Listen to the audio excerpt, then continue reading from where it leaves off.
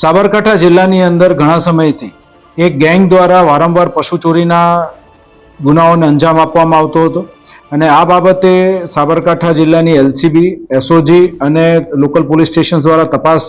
હાથ ધરવામાં આવતા એવું ધ્યાન પર આવેલું હતું કે બિલાલ બટકો અને એના સાગરીતોની એક આખી ગેંગ છે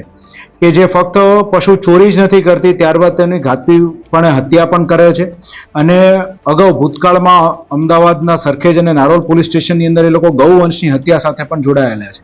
આને ધ્યાનમાં રાખીને તે લોકો જે આખી ગેંગ છે તે લોકો વિરુદ્ધ કાયદેસરની કાર્યવાહી હાથ ધરવામાં આવી હતી અને એ લોકોનો ગુનાહિત ઇતિહાસ ચકાસતા જીસી ટોક કરવા માટે થઈને પૂરતા આપણી પાસે કારણો હોય સાબરકાંઠા એલસીબી દ્વારા જીસી ટોકની દરખાસ્ત તૈયાર કરવામાં આવી અને range IG Virendra Yadav sir દ્વારા તેને મંજૂરી આપવામાં આવતા સાબરકાંઠા એલસીબી દ્વારા તલોદ પોલીસ સ્ટેશન ખાતે જીસી ટોકનો ગુનો નોંધવામાં આવ્યો છે અને તેની અંદર ટોટલ 8 લોકો જે બિલાલ બટકો ગેંગ જે છે એની સાથે જોડાયેલા છે તેમાંથી 7 લોકોને ડિટેન કરી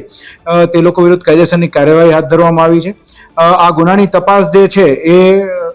સાબરકાંઠા જિલ્લાના હિંમતનગર ડિવિઝનના ડીવાયએસપી AK પટેલ દ્વારા હાથ ધરવામાં આવનાર છે. સર, અત્યાર સુધી એમના વિરુદ્ધમાં કેટલા ગુના નોંધાયેલા છે?